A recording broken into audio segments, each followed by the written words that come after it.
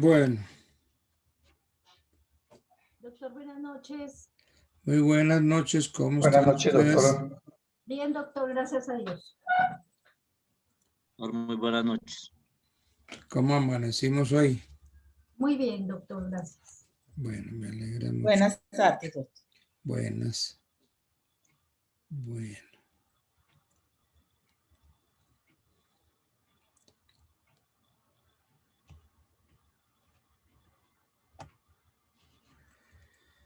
Bueno, vamos a ver una figura que es muy importante verla y verla bien, que es el matrimonio. El matrimonio.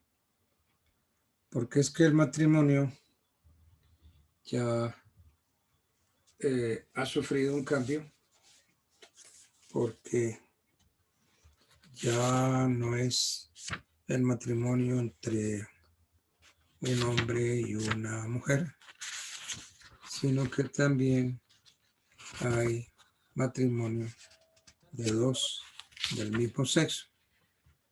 Eso lo vamos a ver, porque me interesa que eso quede bien claro en este curso. ¿Cómo define nuestro código el matrimonio? Tenemos que abrir el código en el artículo 113. 113. Dice el artículo: el matrimonio es un contrato solemne por el cual un hombre y una mujer se unen con el fin de vivir juntos, de procrear y de auxiliarse mutuamente.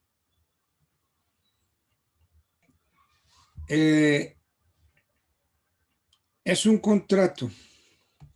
Sí, el matrimonio requiere un acuerdo de voluntades y es natural, porque es que el término contrato que utiliza el artículo 113 del Código Civil supone obviamente el concurso de voluntades libres entre quienes lo celebran, expresado con el cumplimiento de las formalidades y requisitos establecidos en el Código Civil ante el juez civil o promiscuo municipal del domicilio o ante el notario del domicilio de cualquiera de los contratantes.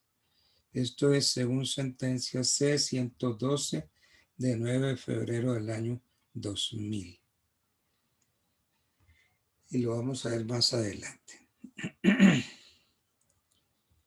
Y esos requisitos se refieren a que se den las cualidades que deben reunir los contrayentes en sí mismos considerados.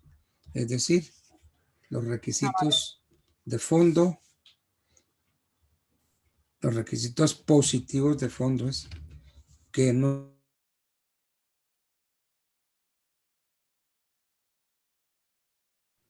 Doctor, se le apagó el micrófono.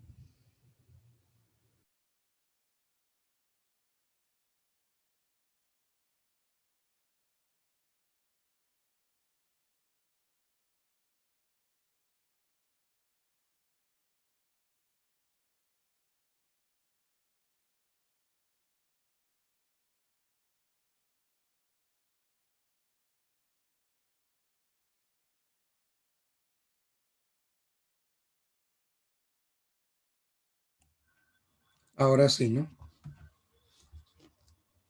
Ahora sí, Sí, me están señor. oyendo. Bueno. Doctor, Sí, señor, perfecto. Perfecto.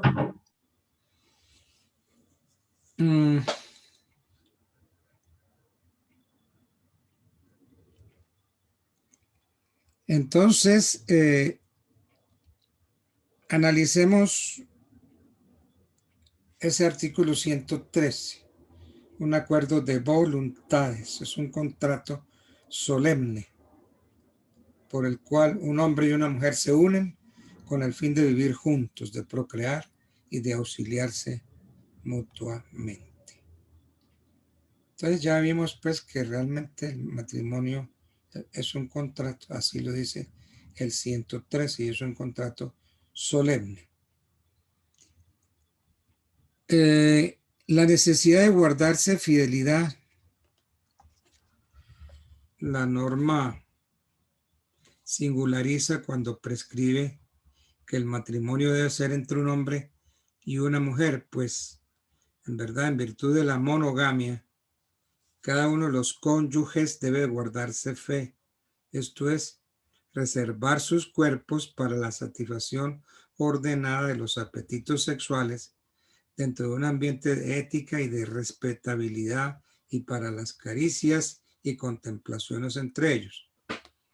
Esa fidelidad que impide la realización de las relaciones sexuales con personas diferentes a su cónyuge es lo que doctrinaria y jurisprudencialmente se conoce como fidelidad material y contempla además la infidelidad ética o moral que obliga al marido o a la mujer a inhibirse de relaciones platónicas con extraños, posar desnudos sin autorización del otro, los actos de tipo sexual que no implican la cópula, los actos de lascivia impúdicos, los comportamientos contrarios al decoro, al respeto mutuo, al recato y en fin, a la consideración que se deben los cónyuges ocasionados con palabras, escritos, hechos o actitudes cuando reviste el calificativo de grave según las circunstancias. Es decir, de acuerdo con la educación, estado social de los casados,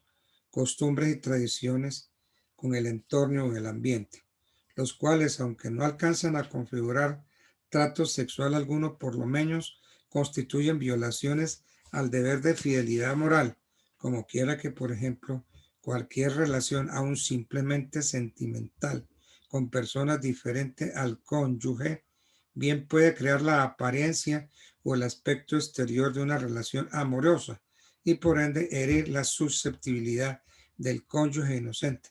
Sentencia del 19 de julio de 1989 de la Corte Suprema de Justicia. La necesidad de integrar una comunidad doméstica, es decir, que el hombre y la mujer que por el matrimonio van a vivir juntos con sus hijos, lo hagan bajo un mismo techo, que es lo que se llama familia en sentido restringido.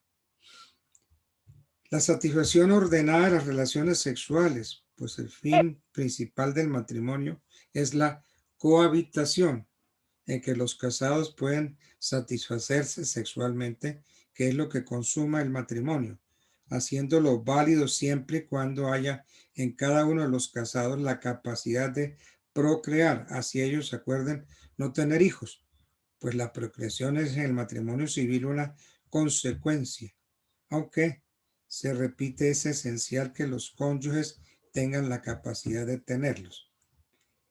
El deber que tienen los cónyuges de auxiliarse mutuamente, es decir, de socorrerse y ayudarse mutuamente, o la obligación de que se asistan recíprocamente, que tiene que ver con la ayuda material o económica y la moral o intelectual.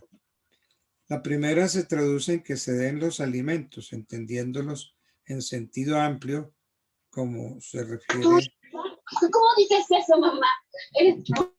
No, hija, ese hombre lo merece. Está jugando. Los alimentos entendiéndolos como los tiene el artículo, que son la comida, alojamiento, vestido, asistencia médica, formación integral e instrucción.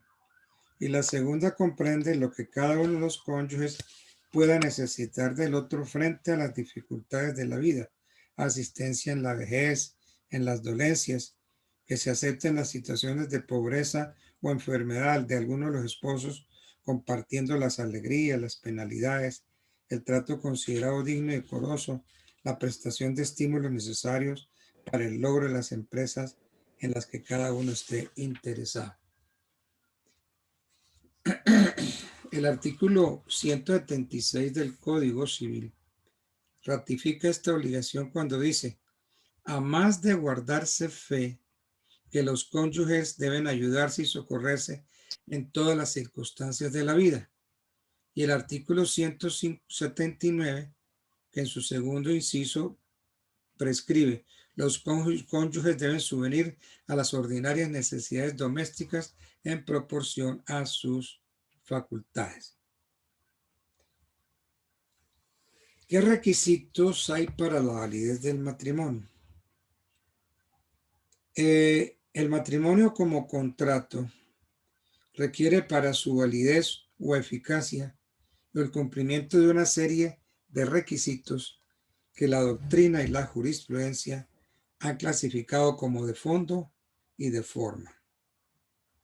En este sentido, el artículo 115 del Código Civil define: el contrato de matrimonio se constituye y perfecciona por el libre y mutuo consentimiento de los contrayentes, expresado ante el funcionario competente en la forma y con la solemnidad y requisitos establecidos en este código, y no producirá efectos civiles y políticos si en su celebración se contraviniere a tales formas, solemnidades y requisitos. Ordenada bien las cosas, habrá que entender que la ley señala las exigencias o condiciones o requisitos indispensables, y es la doctrina y la jurisprudencia las que le dan la denominación de requisitos de fondo y de forma. Los de fondo se refieren a las cualidades que los contrayentes como personas deben reunir, esto es, considerados en sí mismos, y los de forma a la manera como el matrimonio se celebra, al trámite y diligencias que se deben cumplir desde la solicitud de matrimonio hasta el registro del acta de matrimonio una vez celebrado el matrimonio. Los de fondo se clasifican en positivos y negativos. Los positivos deben darse para que el matrimonio valga. ¿Cuáles son? Diferencia de sexo y la capacidad sexual. Ahora vamos a ver más adelante la diferencia de sexo. La diferencia de sexo y la capacidad sexual dentro de los requisitos de fondo. La capacidad sexual, la capacidad mental y las declaraciones de voluntad de los contrayentes.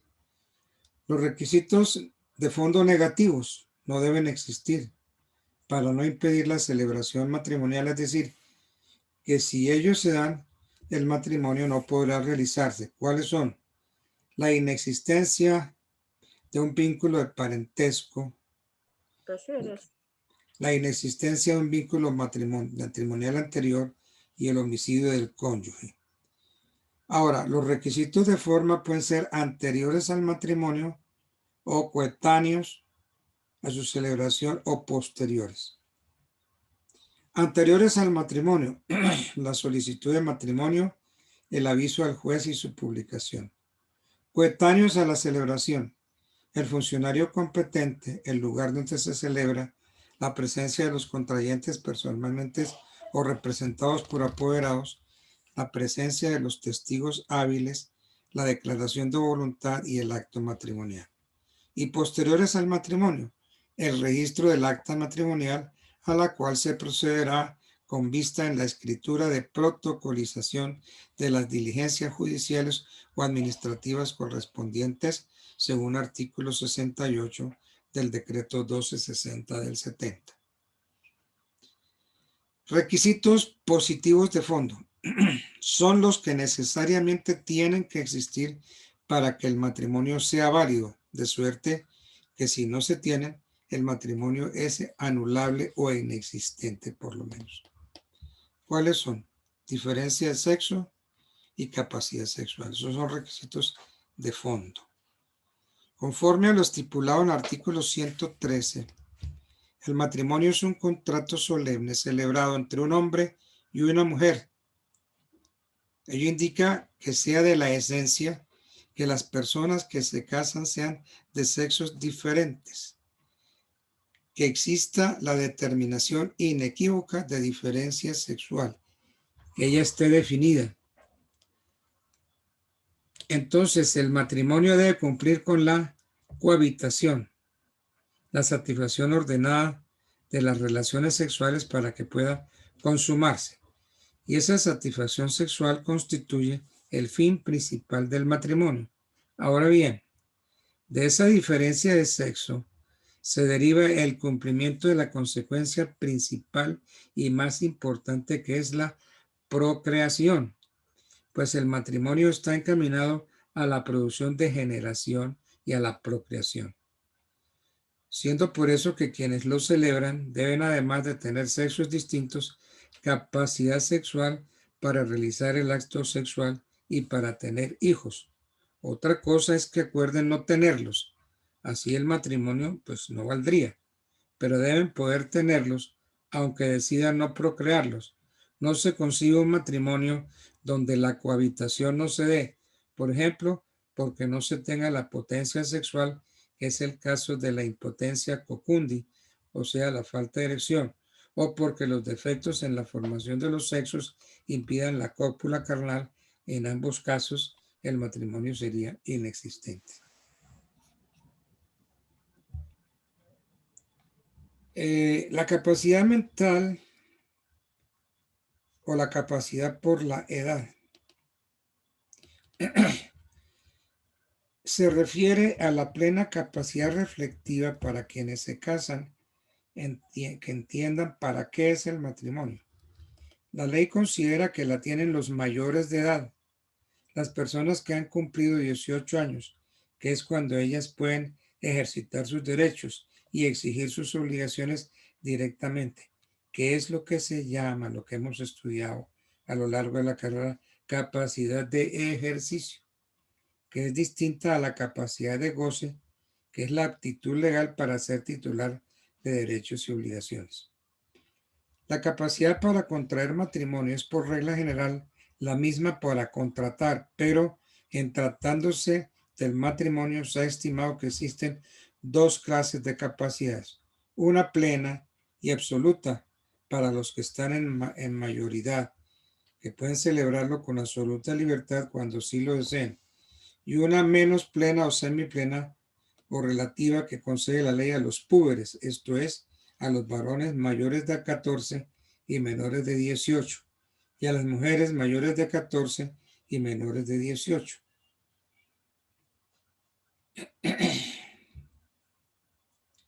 Bueno, o sea, la capacidad del hombre para engendrar y la capacidad de la mujer para concebir.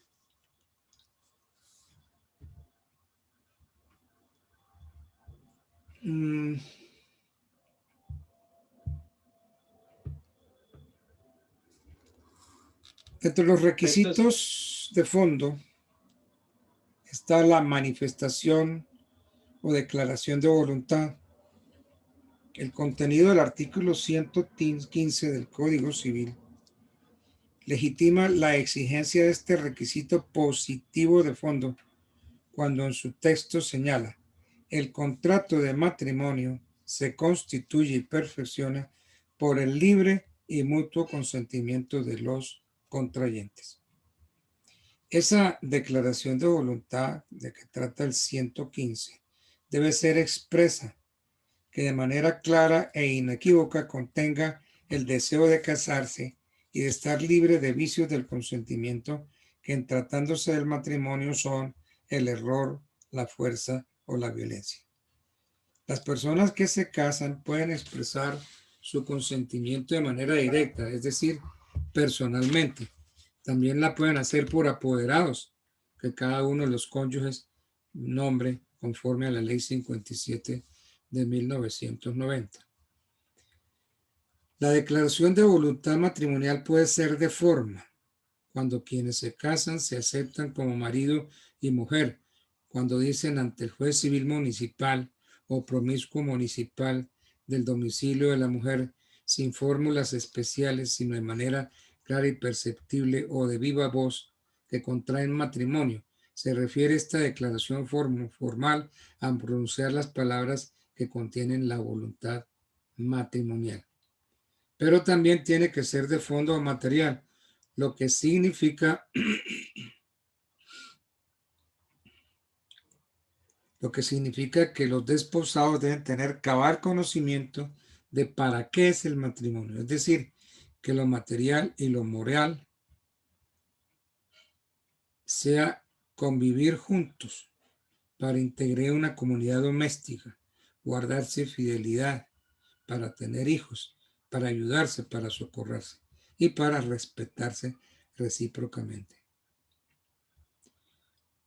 Como dijimos ahorita, que la voluntad de los contrayentes puede hacerse de manera directa, es decir, personalmente ante el competente o por apoderado, por parte de cada uno de los cónyuges o de ambos, es conveniente explicar que ya en el Código Civil sancionado con la Ley 84 del 26 de mayo de 1873, en sus artículos 114 y 139, admitían que ambos contrayentes se pudieran casar por apoderado, pero cuando se expide la Ley 57 del 87, que adoptó el Código Civil de 1873 como Código de la Unión, en su artículo 11 modificó lo que al respecto prescribían los artículos 114 y 139, dejando vigente que solo el varón pudiera casarse por apoderamiento, por cuanto la mujer tenía siempre que estar presente, dado que el matrimonio se celebra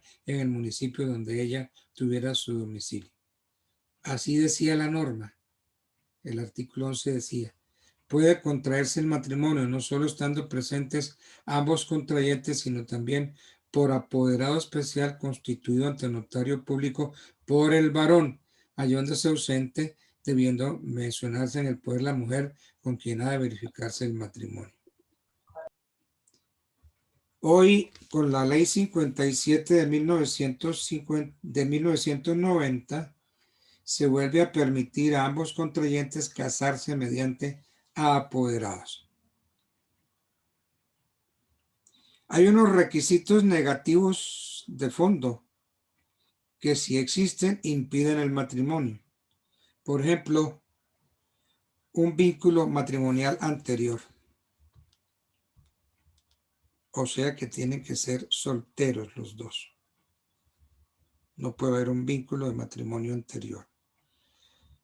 Porque si no, el matrimonio sería sancionado con nulidad y el cónyuge inocente podría demandar el divorcio invocando la primera causal del artículo 154 del Código.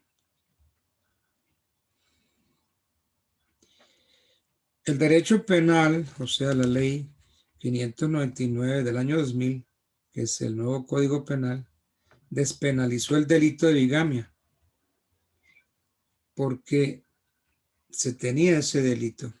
Bigamia era el que se casaba por segunda vez. Al ser erradicado, eliminado como punible del derecho penal, que antes era considerado un ilícito que atacaba el bien jurídico de la familia. En esta nueva compilación, el cónyuge que contraiga nuevamente sin disolver el vínculo anterior puede en ese campo cometer el delito de falsedad en documento público, más no el delito de bigamia porque desapareció. Entonces cometería falsedad en documento público. Tiene que haber entre ellos una inexistencia de un vínculo de parentesco. Uno de los efectos principales del parentesco es la prohibición absoluta de contraer matrimonio entre paréntesis de consanguinidad en línea recta y entre consanguíneos colaterales hasta el segundo grado, es decir, entre los hermanos. No haber incurrido en el homicidio del cónyuge, en el conyugicidio o en el usuricidio, que se configura cuando ambos contrayentes han participado en el homicidio y se ha establecido su responsabilidad por homicidio doloso mediante sentencia condenatoria ejecutoriada, o cuando, habiendo participado solamente un contrayente, el cónyuge inocente alegue la causal de nulidad dentro de los 3 meses siguientes al momento en que tuvo conocimiento de la condena. Pues,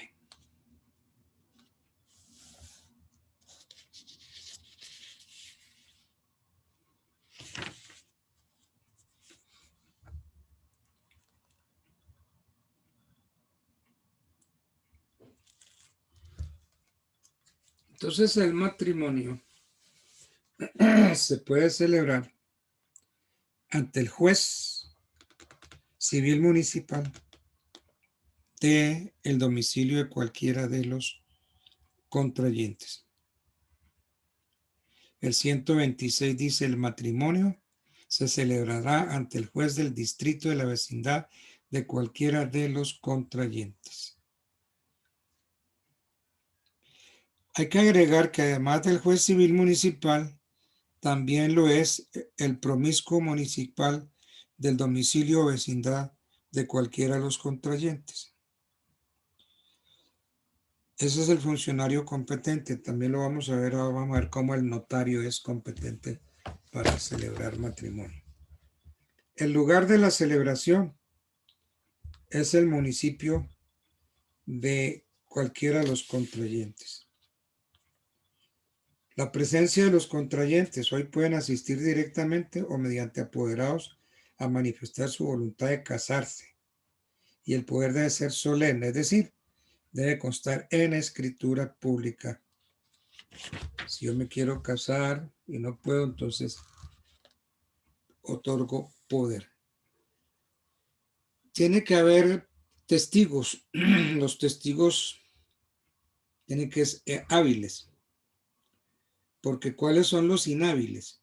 Los menores de 18 años. Los que se hayan privados de la razón. Los que se hallen en interdicción por causa de demencia. Los condenados a la pena de reclusión por más de 4 años. Los extranjeros no domiciliados en la República. Las personas que no entiendan el idioma de los contrayentes.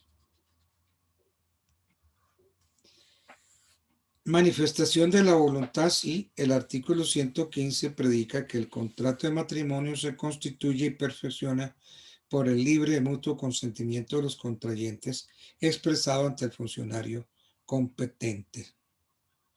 El 138 dice: el consentimiento de los esposos debe pronunciarse en voz perceptible, sin equivocación y por las mismas partes, o manifestarse por señales que no dejen duda. Luego que los contrayentes manifiesten su voluntad de casarse, entonces el artículo 135 dice: enseguida se extenderá un acta de todo lo ocurrido que firmarán los contrayentes, los testigos, el juez y su secretario, con lo cual se declara perfeccionado el matrimonio. Y después viene requisitos posterior a la celebración, que es el registro. El registro civil del matrimonio, que es la prueba del matrimonio. Bueno.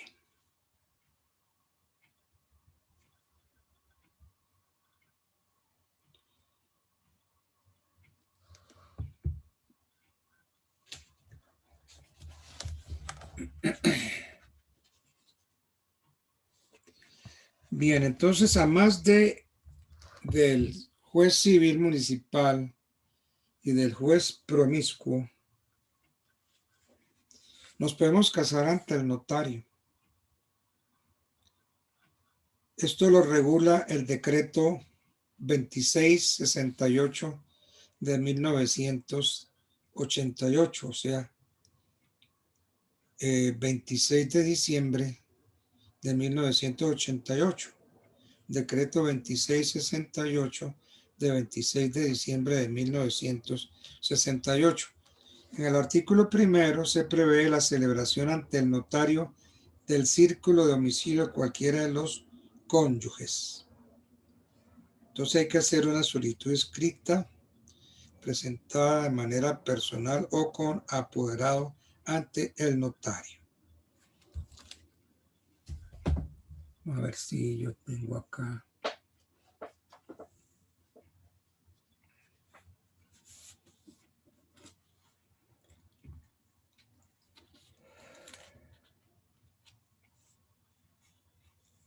Entonces podemos hacer un memorialito dirigido al notario del círculo de cualquiera de los dos. Señor notario segundo del Círculo de Notarías de Bogotá en su despacho. En referencia, matrimonio civil de fulano, sutano. Solicitantes, Arturo y Mariela.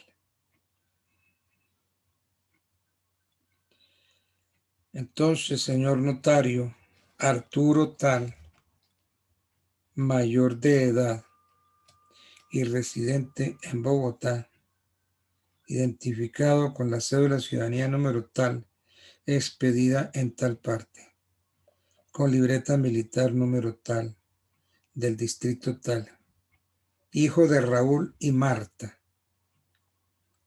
de ocupación, contador, y Marta, ocupación, hogar.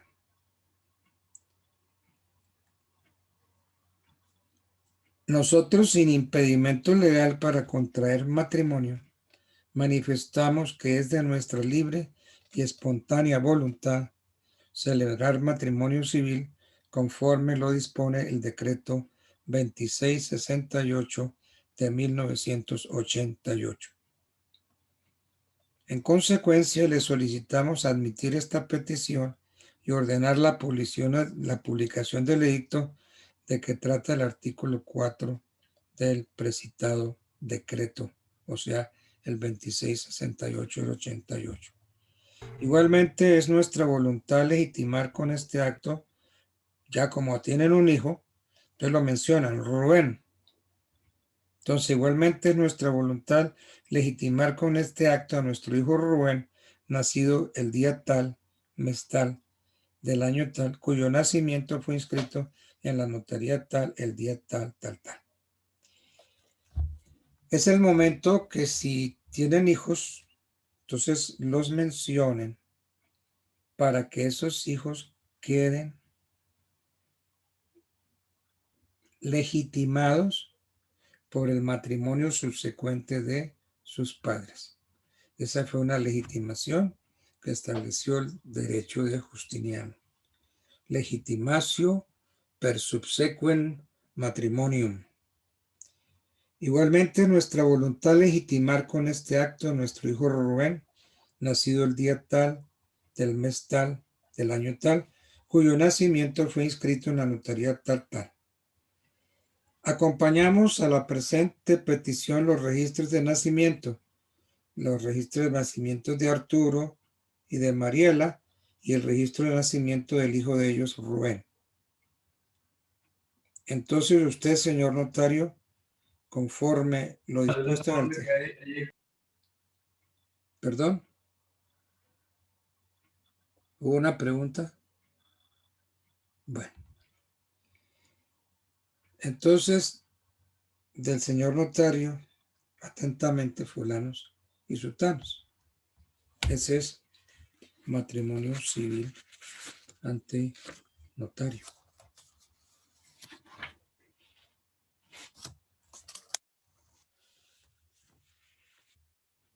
Pero como les dije, también puede haber matrimonio civil ante juez.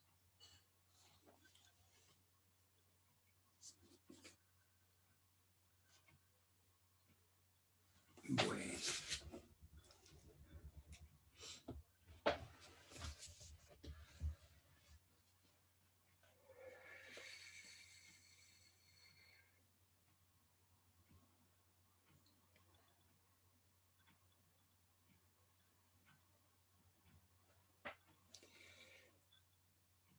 ¿Por qué el notario puede celebrar matrimonios?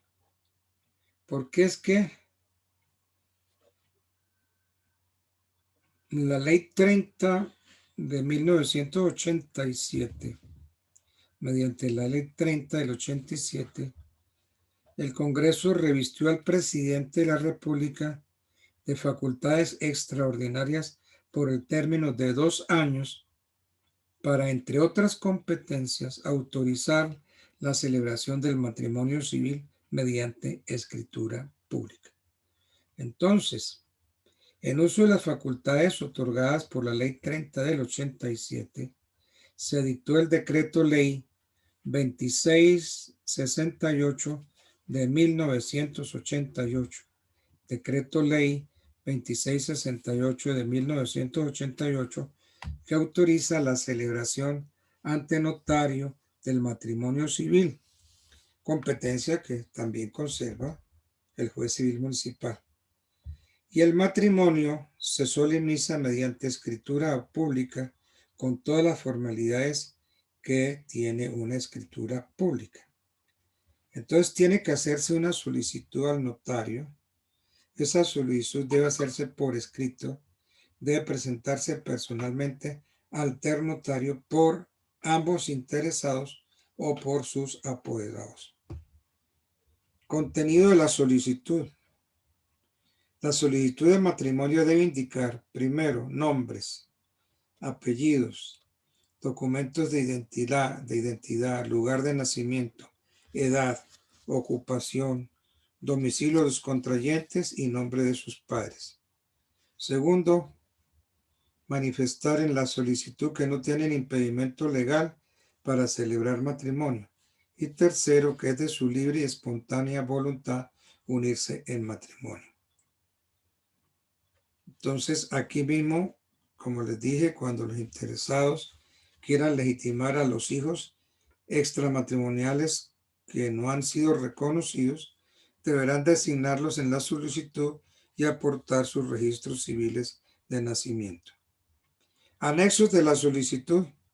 Con la solicitud se acompañarán las copias de los registros civiles de nacimiento de los futuros contrayentes, un registro que sean válidos para acreditar parentesco. En algunas notarías ponían válido para matrimonio, pero realmente eso no es lo correcto. Es una mala práctica carente de sustento legal que ha llevado a que se imponga un sello que dice válido para matrimonio, lo que en realidad debe determinar el notario que va a celebrar el matrimonio. La nota debe decir válido para probar parentesco. Domicilio.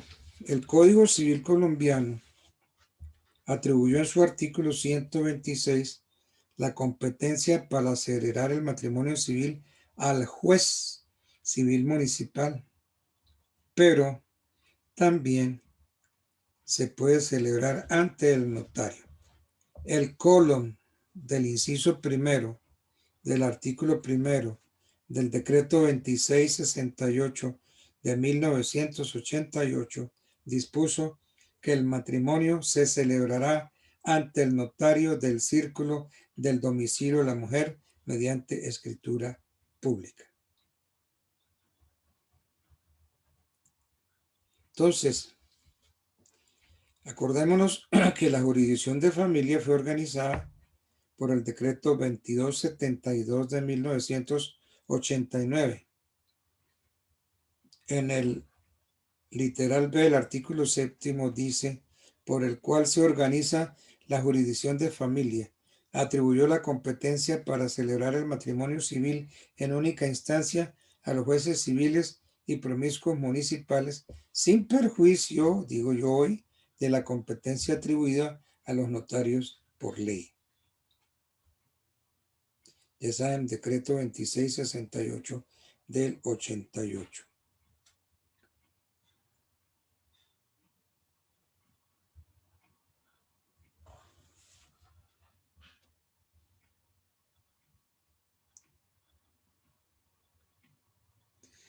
Hoy entonces la competencia para la celebración del matrimonio civil le corresponde al notario o al juez civil o promiscuo municipal del domicilio de cualquiera de los contrayentes. La edad para contraer, pues ya sabemos que de 18 años para arriba. Los menores de 14 años necesitan permiso para contraer. Muy bien, entonces se presenta la solicitud del matrimonio. Entonces, ¿qué dice? ¿Qué dice el artículo 4 del decreto ley 2668 del 88, que fue modificado por el artículo primero del decreto 1556 del 89? Dice que presentada la solicitud con el lleno de todos los requisitos legales, el notario hará fijar un edicto por el término de 5 días hábiles en la secretaría de su despacho, en el que se hará constar el nombre completo de los contrayentes, los documentos de identidad, lugar de nacimiento y vecindad.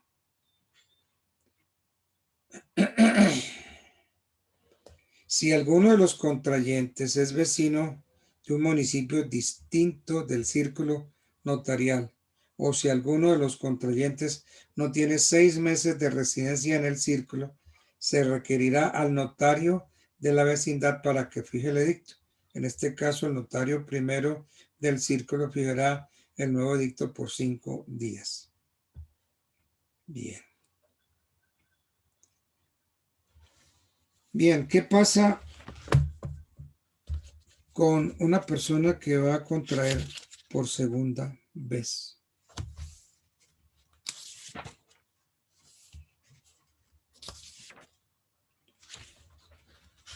Cuando una persona va a contraer segundas nupcias, deberá acompañar, además de los registros civiles de nacimiento de los futuros contrayentes, los siguientes documentos.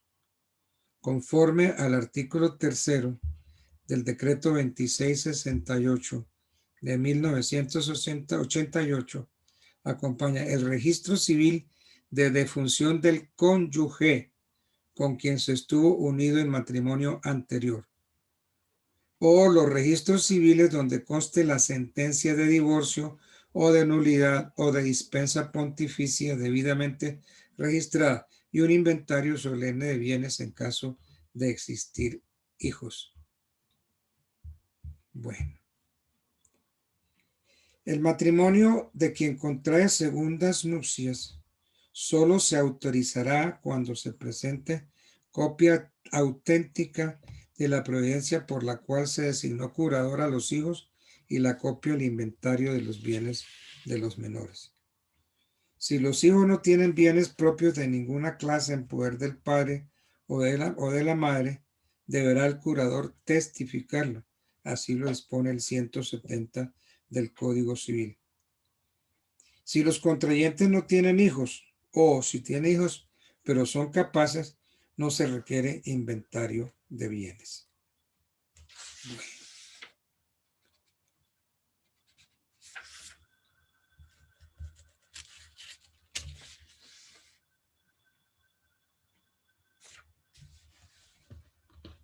Miremos la competencia de las iglesias, confesiones y denominaciones religiosas para celebrar matrimonio.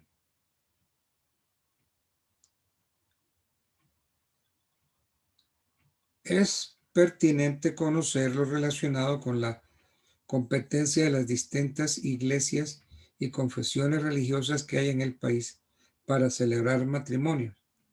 Competencia que les asignó la Constitución Política en su artículo 42, inciso 7, que dice, miremos a ver, Constitución Política, artículo 42, artículo 42, inciso 7, 1, 2, 3, 4, 5, 6.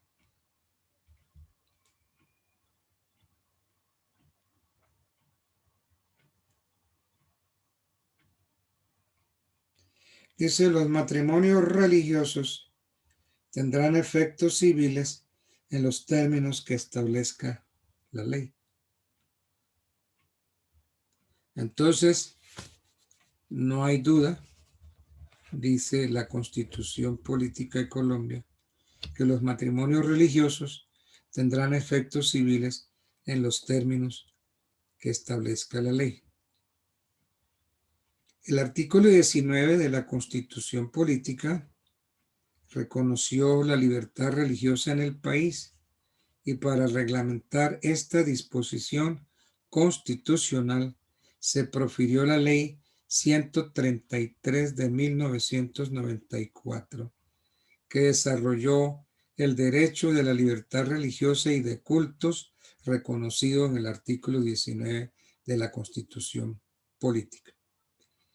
El capítulo 3 de la Constitución trata de la personería jurídica de las iglesias y confesiones religiosas, asignando competencia al Ministerio del Interior para reconocer personería jurídica a las iglesias, confesiones y denominaciones religiosas, sus federaciones y confederaciones y asociaciones de ministros que lo soliciten. Entonces, tiene que la iglesia está registrada en el Ministerio del Interior. El Ministerio del Interior es el encargado para reconocer personería jurídica a las iglesias, confesiones, denominaciones religiosas, sus federaciones y confederaciones, asociaciones de ministros que lo soliciten. Esta personería jurídica de la iglesia que pide ser considerada será inscrita por el Ministerio de Gobierno en el Registro Público de Entidades Religiosas. Tenemos que decir que el Estado colombiano continúa reconociendo personería jurídica de derecho público eclesiástico a la Iglesia Católica, tal como lo reconoció el artículo 4 del concordato suscrito el 12 de julio del año 73 y el protocolo final aprobado mediante Ley 20 del año 74 que dispuso que el Estado reconoce verdadera y propia personalidad jurídica a la Iglesia Católica, a sus diócesis, comunidades religiosas y demás comunidades religiosas. Entonces, corresponde al Ministerio del Interior la competencia administrativa relativa al otorgamiento de personería jurídica, a la inscripción en el Registro Público de Entidades Religiosas, así como a la negociación y desarrollo de los convenios públicos de derecho interno. Mediante decreto 534 de 19 de febrero de 1998, repito, mediante decreto 534 de 19 de febrero de 1998 se aprobó el convenio de Derecho Público Interno número 1 de 1997, celebrado entre el Estado colombiano y algunas entidades religiosas cristianas no católicas, y entre las competencias otorgadas está la de celebrar matrimonio, para lo cual los ministros de la Iglesia deben registrarse ante el Ministerio del Interior, donde protocolizarán las actas de patrimonio que celebren, las que remitirá al registro civil para la inscripción correspondiente. Entonces, mediante decreto 354 de 19 de febrero del año 98, se aprobó el convenio de Derecho Público Interno número 1 de 1997, celebrado entre el Estado colombiano y algunas entidades religiosas cristianas no católicas. Bueno, entonces ya hasta ahí tenemos que el matrimonio es un contrato entre un hombre y una mujer. Pero ya la vida se nos complicó porque la Corte Constitucional autorizó el matrimonio de personas del mismo sexo. La Corte Constitucional ha venido construyendo una línea de precedentes judiciales que reconoce la protección de los derechos fundamentales de las personas y las parejas del mismo sexo, señalando a los homosexuales como un grupo tradicionalmente discriminado, reconociéndole derechos a las lesbianas, a los gays, bisexuales, transexuales, intersexuales, tanto en el plano individual como a las parejas del mismo sexo. Vamos a ver los derechos de la población LGTBI. La Corte ha protegido la orientación sexual en los siguientes aspectos. Pongámosle ahí un titulito: cambios de sexo. Mediante sentencia T de tarro, T594 de 1993, estableció la correlación entre el nombre como atributo de la personalidad jurídica y el derecho fundamental al libre desarrollo de la personalidad dispuesto en el artículo 16 de la Constitución Política, y autorizó el cambio de nombre según la identidad de género. Entonces, ya el que quiera cambiarse de nombre por su género, porque si a mí me bautizaron Roberto y yo he sido toda la vida inclinado hacia la parte femenina, pues yo tengo que llamarme Roberta. Entonces, esa sentencia T594 del 93 establece y autoriza el cambio de nombre. Bueno, manifestaciones de afecto de personas del mismo sexo en un comercial de televisión. Mediante sentencia T539 de 1994, la Corte consideró que las personas con una orientación sexual distinta no pueden ser víctimas de discriminación de esa condición, y que el hecho de que su conducta sexual no sea la misma que adopte la mayoría de la población no justifica un trato desigual. Entonces, ver la sentencia T539 del año 94. Besos en espacio público. En la sentencia T909 del año 2011, la Corte protegió los derechos al libre desarrollo de la personalidad, a la igualdad, a la no discriminación y a la intimidad a una pareja de hombres que se abrazó y se besó en un centro comercial y por ello fue obligada a abandonarlo. Los botaron de ese centro comercial porque se estaban dando besos en espacio público. Entonces, en la sentencia T909 del año 2011, la Corte protegió eso como derecho al libre desarrollo de la personalidad, a la igualdad, a la no discriminación y a la intimidad de una pareja de hombres que se abrazó. Prácticas homosexuales en la Policía Nacional. Sí, señor. Prácticas homosexuales en la Policía Nacional. La sentencia T097 de 1994 protegió los derechos al debido proceso, al buen nombre, al libre desarrollo de la personalidad y a la educación de un joven estudiante que fue expulsado de una escuela de carabineros. Es esta escuela que hay aquí subiendo para Suba. La que fue expulsado de una escuela de carabineros por supuesta conducta homosexual, condición que no debe derivar a un juicio de indignidad personal o institucional. Porque a ese policía lo echaron de la policía. Acceso y no discriminación al derecho a la educación.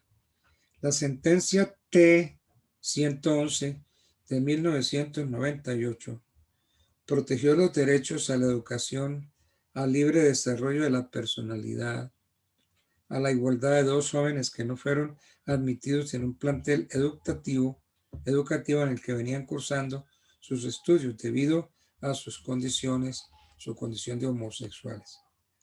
Dijo la Corte en esa sentencia: la homosexualidad es una condición de la persona humana que implica la elección de una opción de vida tan respetable como cualquiera, en la cual el sujeto que la adopta es titular, como cualquier persona, de intereses que se encuentran jurídicamente protegidos y que no pueden ser objeto de restricciones por el hecho de que otras personas no compartan su específico estilo de vida. Visitas en establecimiento carcelario. La sentencia T499 del año 2003 reconoció el derecho a la visita íntima de parejas del mismo sexo en el lugar penitenciario y protegió los derechos fundamentales a la igualdad, al libre desarrollo de la personalidad y a la intimidad. Donación de sangre. Mediante sentencia T284 de 2012 se protegieron los derechos a la igualdad y a la no discriminación a una persona a quien no se le permitió donar sangre debido a su orientación sexual. La homosexualidad no puede constituir una causal de mala conducta para los docentes. Para nosotros los profesores, la homosexualidad no puede constituir una causal de mala conducta para los docentes. Así lo estableció la sentencia C481 de 1998, que declaró inexequible el artículo 46, literal B del decreto 2277 de 1979, que consagraba el homosexualismo como causal de mala conducta. Personas transgénero. Se ha garantizado a estas personas el derecho a definir su identidad sexual y de género y a no ser discriminados, y en razón de ellas, pues, hay un montón de sentencias.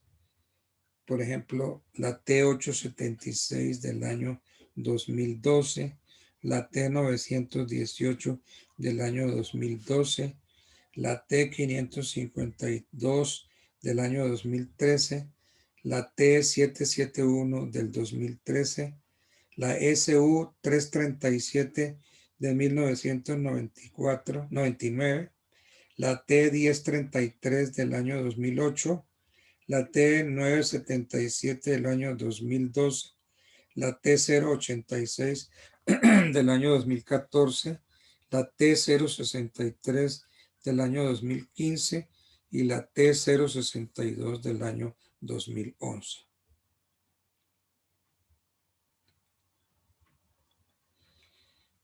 Derechos fundamentales de las parejas del mismo sexo reconocidos por la Corte Constitucional. 4 etapas ha conocido el proceso de reconocimiento de estos derechos. Primera etapa. La Corte negó el reconocimiento de los derechos a la familia, a la seguridad social en salud y pensiones, con fundamento en que las relaciones homosexuales no son asimilables a las heterosexuales en las sentencias C098 del 96, T1426 del 2000, T618 del 2000, SU 623 del 2001, C814 del 2001 y T349 de 2006. Bueno, primera etapa. Segunda etapa. A partir de la sentencia 075 del año 2007, se reconoció a estas parejas la unión marital de hecho, lo que derivó en el reconocimiento de la sociedad patrimonial y en la extensión de otros derechos, deberes y obligaciones en todas las ramas del derecho. En la sentencia T717 del 2011, reiteró la necesidad de que los jueces no exijan más requisitos a las parejas del mismo sexo para aprobar la unión marital de hecho en las que conviven que a las heterosexuales. La sentencia C811 del año 2007 reconoce el derecho a la afiliación a la seguridad social. La sentencia T16 de 2011 reconoció el derecho de pensión de sobreviviente a la pareja del mismo sexo. La sentencia C798 del año 2008 examinó la constitucionalidad del parágrafo primero del artículo primero de la Ley 1181 de 2007, que consagra el delito de inasistencia alimentaria para los cónyuges y a las uniones maritales de hecho, extendiendo estos efectos a las parejas del mismo sexo. En la sentencia C-029 del año 2009, se reconocieron los siguientes derechos y deberes a las parejas del mismo sexo. ¿Cuáles son? Patrimonio, familia inembargable y afectación de bienes inmuebles a vivienda familiar. Obligación de prestar alimentos. Derechos migratorios. Residencia en San Andrés y Providencia. Garantía de no incriminación en materia penal. Beneficio de prescindir de la sanción penal. Circunstancias de agravación punitiva. Verdad, justicia y reparación de crímenes atroces. Protección civil en favor de víctimas de crímenes atroces. Prestaciones en el régimen pensional y de salud de la fuerza pública. Subsidio familiar en servicios. Subsidio familiar para vivienda. Acceso a la propiedad de la tierra. Indemnizaciones del SUAT por muerte en accidentes de tránsito y deberes relacionados con el acceso y ejercicio de la función pública y la celebración de contratos estatales. En la sentencia C-283 del año 2011,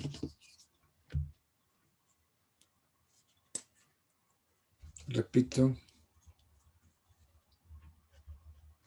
en la sentencia C-283 del año 2011, la Corte resolvió reconocer el derecho a la porción conyugal al compañero o compañera permanente y a la pareja del mismo sexo. Entonces, repito, por sentencia C-283 de 2011, la Corte resolvió reconocer el derecho a la porción conyugal al compañero o compañera permanente y a la pareja del mismo sexo, basándose para ello en la igualdad de trato entre los cónyuges y los compañeros permanentes. En la sentencia C-238 del año 2012, reconoce a la pareja del mismo sexo el derecho de herencia. Tercera etapa. La sentencia C-577 de 2011 reconoció la formalización y solemnización de un vínculo contractual entre las parejas del mismo sexo y el derecho a constituir una familia. Cuarta etapa. Las sentencias SU 617 del 2014, C-071 del 2015 reconocen la adopción por consentimiento, es decir, la posibilidad que tienen estas parejas de adoptar en el caso en el que el niño o la niña sea hijo o hija biológica de alguno de ellos.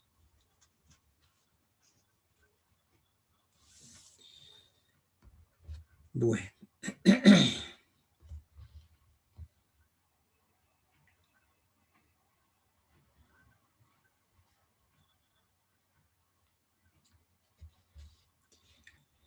Y de acuerdo con el Código de la Infancia y la Adolescencia, las parejas del mismo sexo que conforman una familia pueden adoptar. Importante es que el hijo sea de uno de ellos. Y entonces el otro, que no es ni padre ni madre, entonces puede adoptarlo.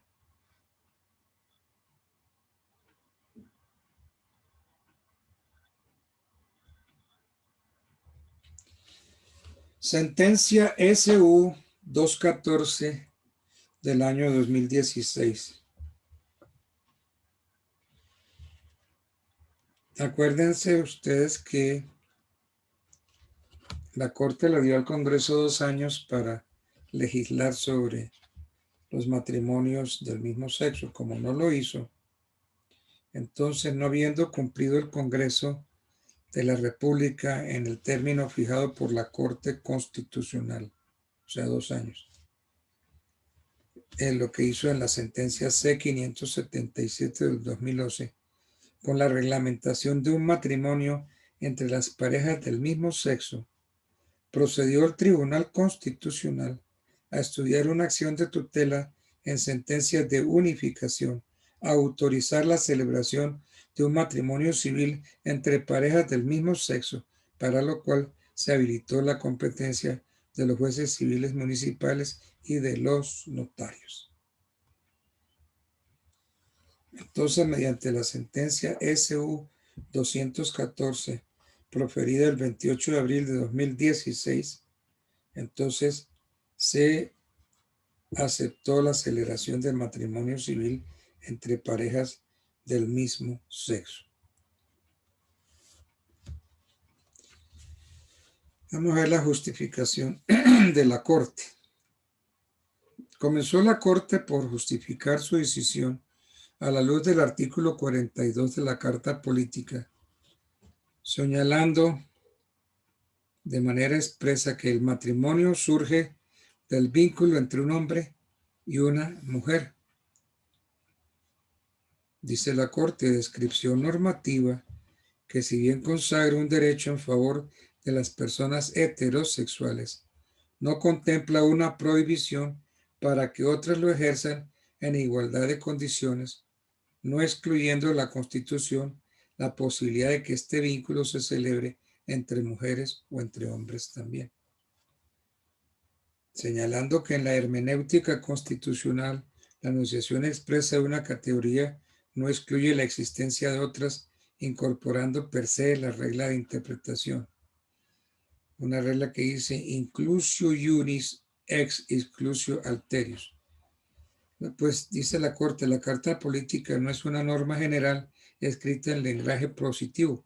Por el contrario, la norma superior, al estar escrita en el lenguaje deóntico de valores, de principios y de derechos fundamentales, su contenido esencial se determina con base en la interpretación sistemática de estos, encontrando la sala plena que la Constitución no excluye la posibilidad de contraer matrimonio por personas del mismo sexo.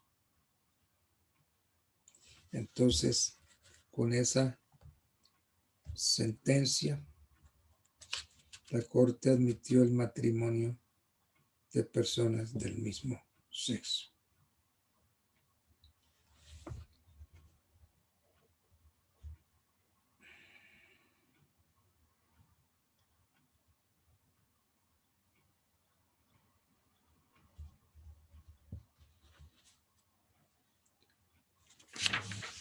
Perdón, doctor, una pregunta. Buenas noches. Señor, buenas noches. Pero de todas formas, respecto a ese tema de matrimonio de personas del mismo sexo, ¿a usted no le parece que hace falta de todas formas la ley? Porque la Corte Constitucional nos regaló fue antecedentes constitucionales. Sí, señor. Es que aquí hay un problema con la definición que trae el código. Es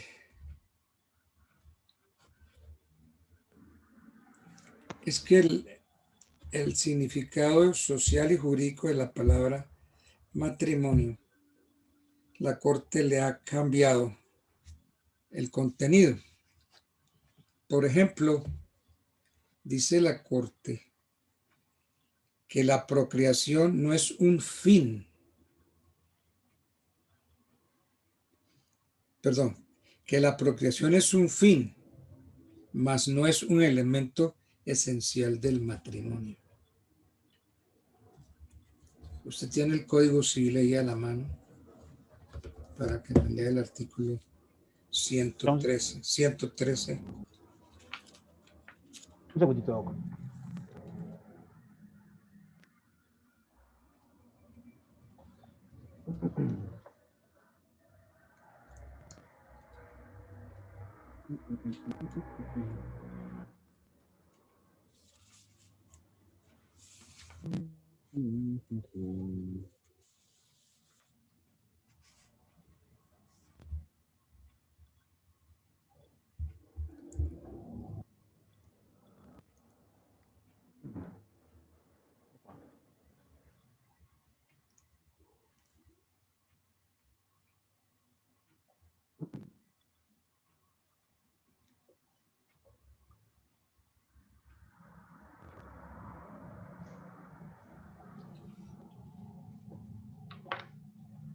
113.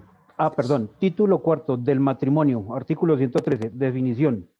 El matrimonio es un contrato solemne por el cual un hombre y una mujer, expresión subrayada, declarada exequible mediante sentencia de la Corte Constitucional a través de sentencia C577 del 2001, se unen con el fin de vivir juntos, de procrear. El procrear es una expresión subrayada por la Corte Constitucional, se declara inhibida mediante sentencia C577 del 2011 y de auxiliarse mutuamente. Entonces, en la Corte ha señalado que si bien la procreación es uno de los fines legales del matrimonio, porque dice, con el fin de vivir juntos, de procrear. Entonces la definición es muy clarita. Entonces la Corte dice que si bien la procreación es uno de los fines legales del matrimonio, conformidad con el 113, dice, no constituye un elemento de su esencia, conforme a los parámetros constitucionales, en especial el derecho a contraer matrimonio en condiciones de igualdad, dado que sin la protección del vínculo matrimonial conserva su validez y produce efectos jurídicos. Ahora, la Corte ha dado este planteamiento varias veces. La Corte ha dicho, de ser la procreación un elemento esencial del matrimonio, habría de concluirse que los matrimonios de personas estériles o de aquellas personas que sencillamente deciden no tener hijos o los que contraen personas de avanzada edad deberían anularse por falta de este elemento. Y entonces esto pues sí es un absurdo, ¿no? Entonces la Corte dice que es uno de los fines legales del matrimonio, pero que no es un elemento esencial.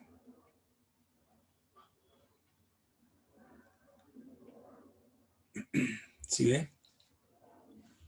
Entonces, Doc, ahí no sería más viable, o perdón, no, sí, ahí no sería mejor modificar o actualizar el Código Civil, porque es que lo que yo veo es que la Corte Constitucional, me disculpa la expresión, se lavó las manitas Sí, con ese artículo. claro. Y el Congreso no quiere legislar porque pues detrás de eso está la Santa Madre Iglesia. Sí, señor. Sí, señor. Y entonces aquí hay un problema, que es que pues la Corte, ¿qué es lo que está diciendo? Que existe un derecho a contraer matrimonio entre parejas del mismo sexo en condiciones de dignidad, libertad y de igualdad. Es decir, la Corte fundamentó el derecho a contraer una persona matrimonio con otra del mismo sexo en el derecho a la libertad de unirse con otro ser humano, sea mediante un vínculo jurídico natural o solemne a través de la celebración de un matrimonio. De modo que la Corte pues está admitiendo el matrimonio de dos del mismo sexo. Y entonces todo esto que nos dice el artículo, con el fin de vivir juntos con el fin de procrear, ya eso ya se lo brincó la Corte. Y la Corte ha venido sosteniendo que de los 194 estados oficialmente reconocidos por la ONU, 23 han aprobado el matrimonio entre personas del mismo sexo. ¿Qué quiere decir la Corte con eso? Que la ONU ha eliminado todo tipo de discriminación basada en la orientación sexual, evidenciándose 3 vías o fuentes jurídicas de reconocimiento. Los países que permiten el matrimonio entre personas del mismo sexo como consecuencia de decisiones judiciales. En los estados que aprobaron el matrimonio entre parejas del mismo sexo vía legislativa, y los países que de alguna manera deficitaria reconocen uniones alternas al matrimonio, aún así otorgan personalidad o protección jurídica a las parejas del mismo sexo.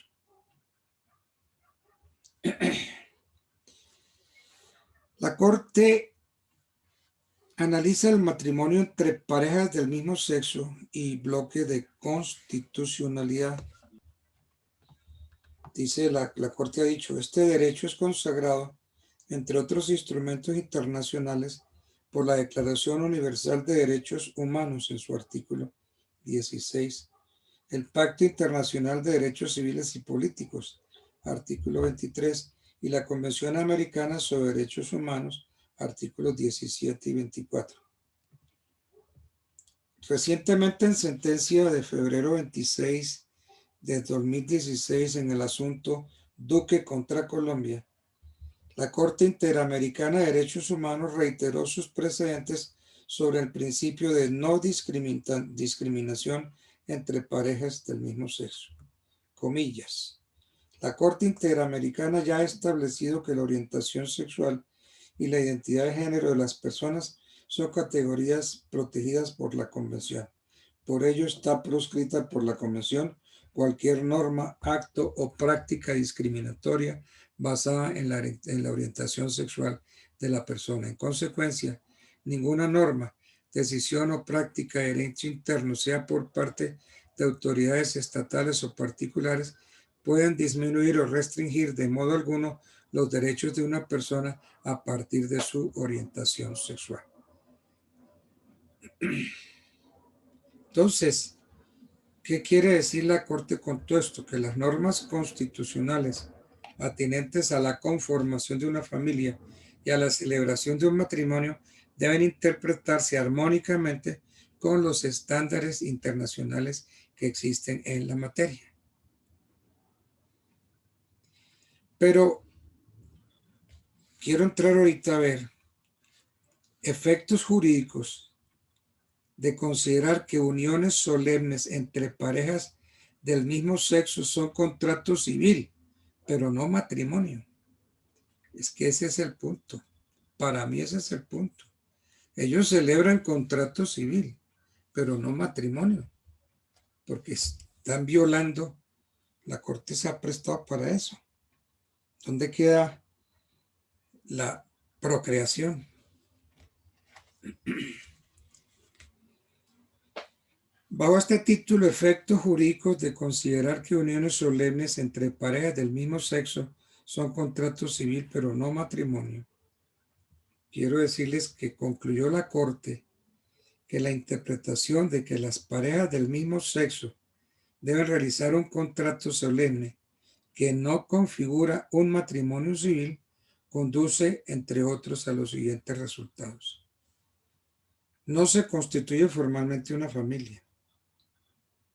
No surgen los deberes de fidelidad y mutuo socorro. Los contratantes no modifican su estado civil. No se crea una sociedad conyugal. Los contratantes no ingresan en el respectivo orden sucesoral. Resulta imposible suscribir capitulaciones. No se tiene claridad sobre las causales de terminación del vínculo entre los contratantes. De llegar a establecer su residencia en otros países, las respectivas autoridades no les brindarían la protección legal que tienen los cónyuges a la unión solemne, ya que éstas no les reconocen los efectos que tienen en nuestro sistema jurídico. Y finalmente, en materia tributaria, no se podrían invocar ciertos beneficios por tener cónyuge o compañero permanente. Entonces, en conclusión, ningún contrato solemne, innominado o atípico, celebrado entre parejas del mismo sexo, podrían llegar a producir los mismos efectos personales y patrimoniales que un matrimonio civil. Esa es la conclusión. En ningún contrato solemne, innominado o atípico, celebrado entre parejas del mismo sexo, podrían llegar a producir los mismos efectos personales y patrimoniales que un matrimonio civil. Entonces, Estos fueron, digamos, los argumentos que llevaron a la Corte Constitucional a autorizar la celebración del matrimonio entre parejas del mismo sexo con idénticas consecuencias y efectos que todos los matrimonios autorizados por la Constitución.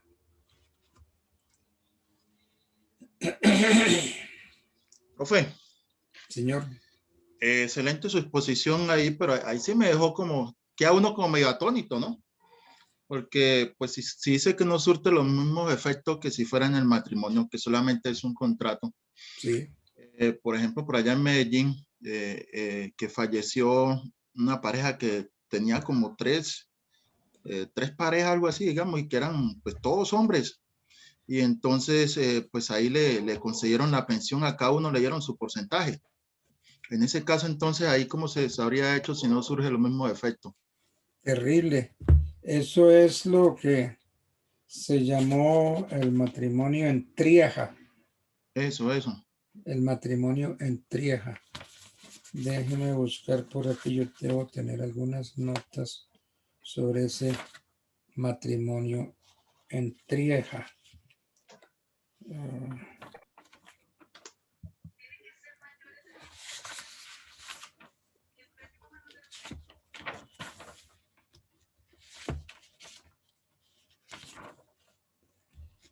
Eso es tremendo, ese matrimonio que celebró un notario. Eso es terrible, porque es que eso en verdad no es matrimonio. Porque es que piensa usted, o son 3 hombres, o son 3 mujeres, o haga la combinación. 2 mujeres y un hombre, 2 hombres y una mujer. De todas maneras, son 3 personas las que se van a casar. Y yo voy a buscarle si tengo esos apuntes. Y un notario en Medellín dio esa posibilidad del matrimonio que se llama en Trieja. Poliamor, decían por ahí. Matrimonio en Trieja. Pero, profe, perdónenme un segundo. Eso yo creo que es más un temor sacramental a irse en contra de la iglesia. Es más un tema dogmático de fe. Porque entonces, ¿cómo hacen la religión esta, los Amish, que tienen de 4 o 5 esposas por allá en Estados Unidos? Y es permitido. Sí, la poligamia, ¿no? Es permitido. La poligamia. ¿Sí? Entonces yo creo que es más un tema de no querer irse en contra del el Estado colombiano, en contra de la iglesia, bueno, de las iglesias. Pero ese tema tiene que avanzar. Que pues es que habría que modificar el Código Civil y especialmente en sus denominaciones. Entonces, esto, pues el matrimonio, según nuestro Código Civil hasta ahora, es entre un hombre y una mujer. Ya vimos cómo la Corte ya se abrió y está reconociendo el matrimonio de dos hombres o de 2 mujeres. Y ya como fue lo que sucedió en Medellín, es un matrimonio entre 3, matrimonio en Trieja. Déjenme ver dónde dejé yo esto. Y eso que vamos quedaditos, porque ya vamos en transespecie. Sí. Terrible, terrible. Espérenme, verá.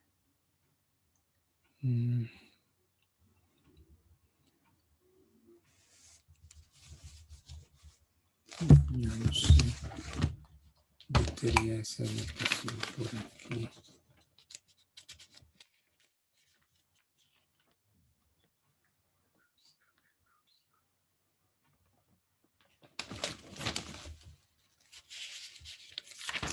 Bueno, lo tengo aquí.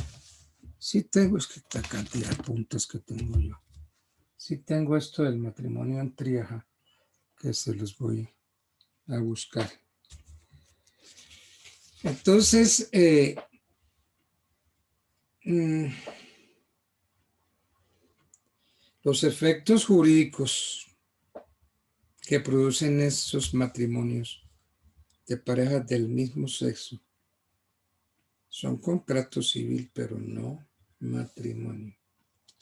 Ese sí es un punto en el que yo no doy mi brazo a torcer. Porque es que sí, pueden celebrar un contrato, pero no matrimonio. Porque habría que reformar entonces el Código Civil, el concepto del Código Civil del matrimonio.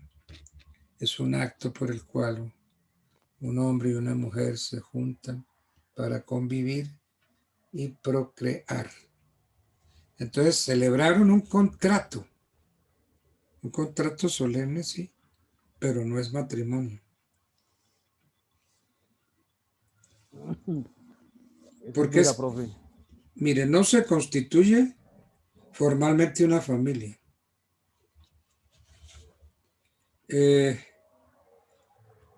Los contratantes no modifican su estado civil, porque no se puede decir que son casados. No se crea una sociedad conyugal. El 180 dice, por el hecho del matrimonio se contrae sociedad de bienes.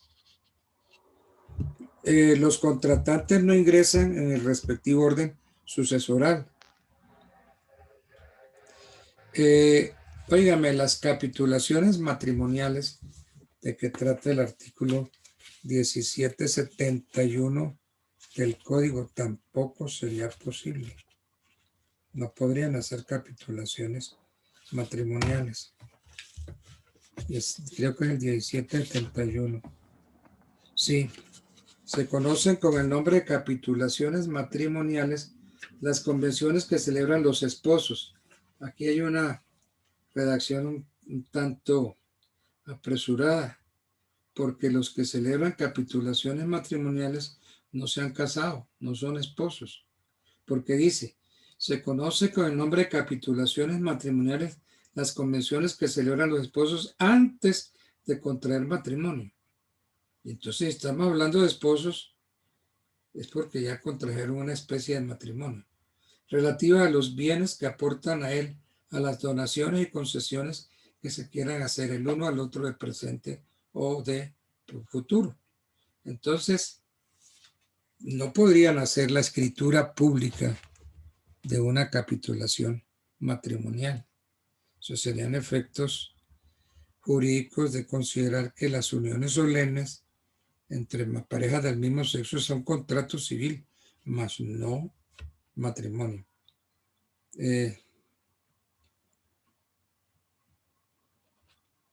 Si yo llego a una conclusión de que ningún contrato, póngale solemne, innominado o atípico, celebrado entre parejas del mismo sexo, podrían llegar a producir los mismos efectos que el matrimonio civil.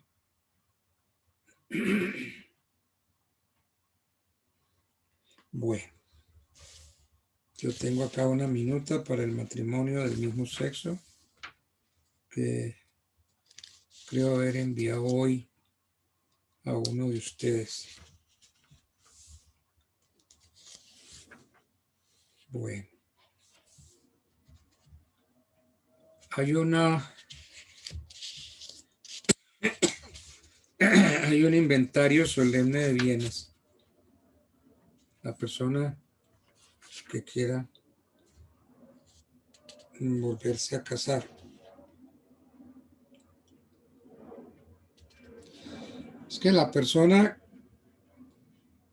que va por segundas nupcias tiene que tener una autorización. Y ese matrimonio solo se autoriza cuando se presente la copia del inventario de bienes de los menores.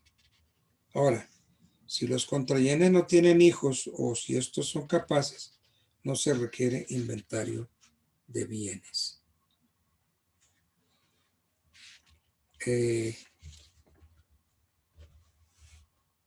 Miremos un poquito ese inventario solemne de bienes. La persona que teniendo hijos bajo su patria potestad o bajo su tutela o curatela, si esa persona quiere casarse nuevamente o resuelva conformar una unión marital de hecho con el propósito responsable de formar una familia, deberá proceder al inventario solemne de los bienes que esté administrando. Entonces, si tiene hijos bajo su patria potestad, se necesita un curador especial. Entonces, hay lugar al nombramiento de un curador, aunque los hijos no tengan bienes propios de ninguna clase en poder del padre o de la madre. De todas maneras, quien tiene hijos bajo su patria potestad y de los cuales administra bienes pretende constituir una unión marital de hecho. La Corte ha pronunciado varias sentencias al respecto.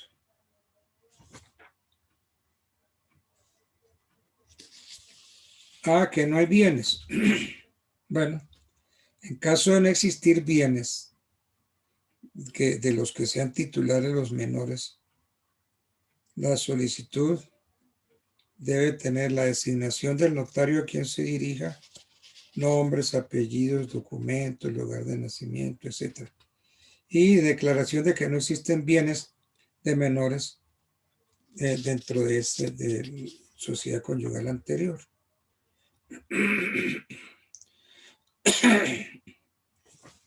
Bueno. Entonces se hace un inventario. El inventario debe presentarlo el curador ante el notario de manera personal por escrito y bajo la grada del juramento que se entiende prestado con la sola firma. Si no hay bienes, el curador debe así manifestarlo mediante declaración extra proceso que se protocolizará en la respectiva escritura pública del matrimonio civil ante el notario. Entonces se hace la escritura pública.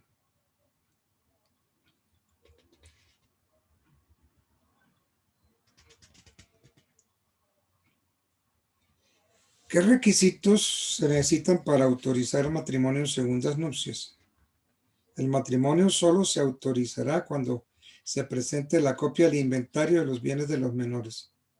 Si los contrayentes no tienen hijos o si estos son capaces, no se requiere entonces inventario de bienes, tal como lo dispone el 171 del Código Civil.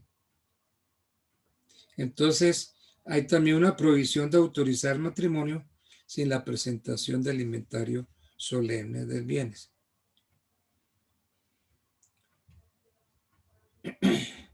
Hay sanciones para los que se casen sin la presentación del inventario solemne de bienes.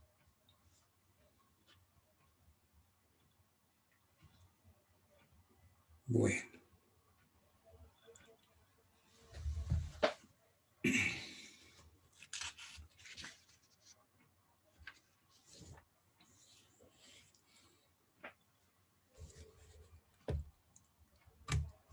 Hay una figura muy bonita que yo les leí ahorita, que es el artículo 1771 del Código Civil, que trata de las capitulaciones matrimoniales y de la sociedad conyugal. Bueno.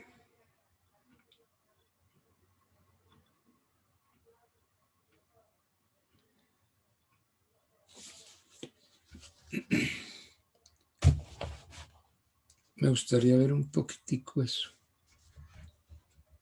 Las capitulaciones matrimoniales. El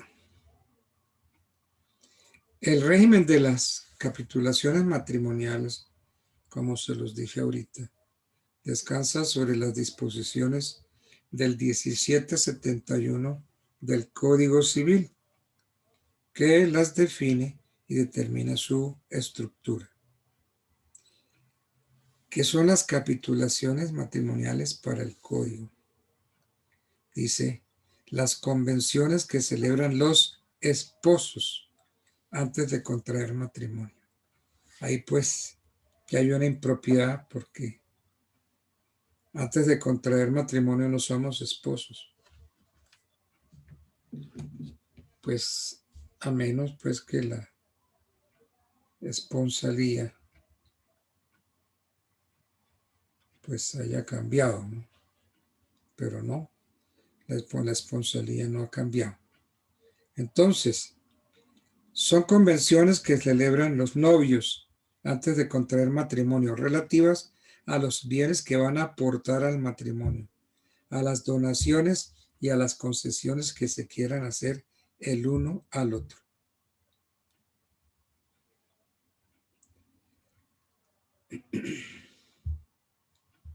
¿Cuál es el objeto de las capitulaciones? El objeto de las capitulaciones matrimoniales es regular los bienes que los futuros contrayentes aportan al matrimonio, las donaciones que se hacen entre ellos y las concesiones que se quieran hacer el uno a otro de presente o de futuro. Entonces, las capitulaciones matrimoniales se otorgarán por escritura pública.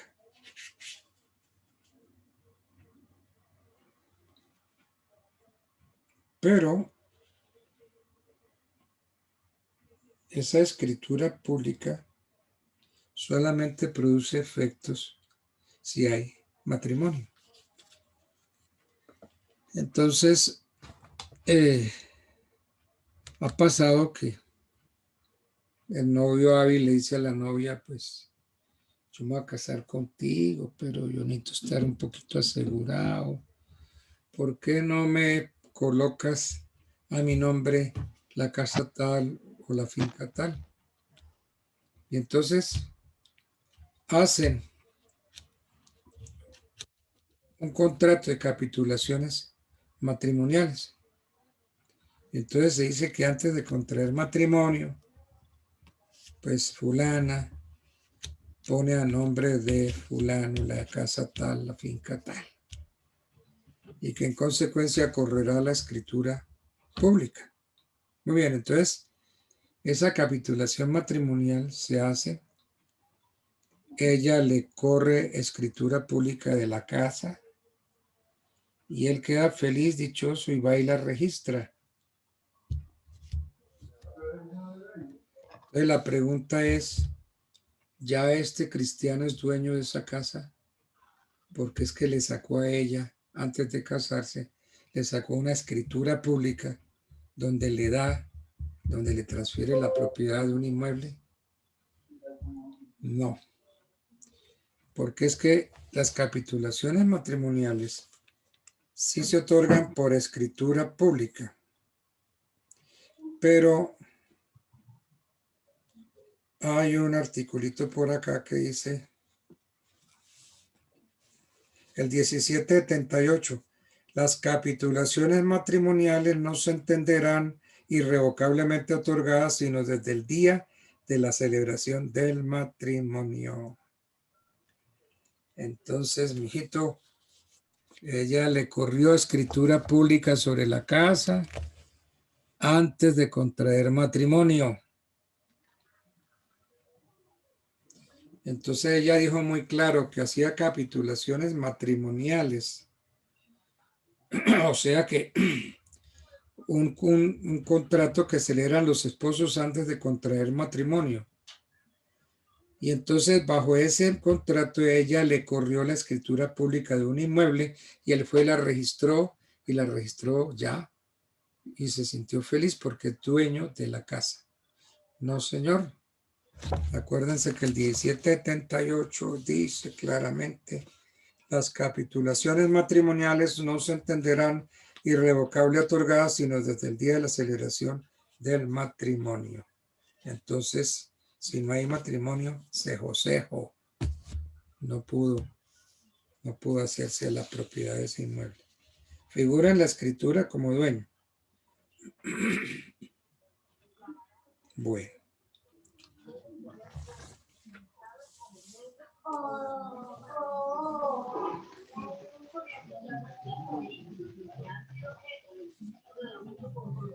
Ahora, lo que se diga en las capitulaciones matrimoniales son irrevocables. Irrevocables desde el día de la celebración del matrimonio. A partir de ese momento no pueden alterarse, aún con el consentimiento de las personas que intervinieron.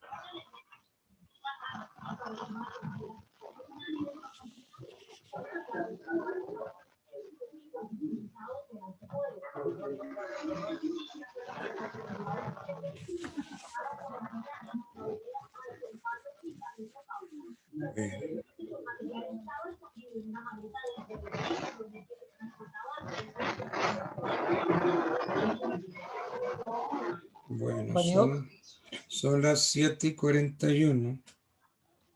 Yo creo que entonces, como que dice, falta un cuarto para las 8. Yo creo que podemos dejar por ahí terminado esta clase y vamos a ver la unión marital de hecho. O sea, la ley 54 de 1990. Bueno, muchachos, pues ha sido un placer saludarlos hoy. Que descansen, que pasen buena noche. Buenas noches, doctor. Igualmente, doctor. Muchas gracias, mi amable. Doctor, muchas gracias. No. Doctor, gracias. Gracias, amigo.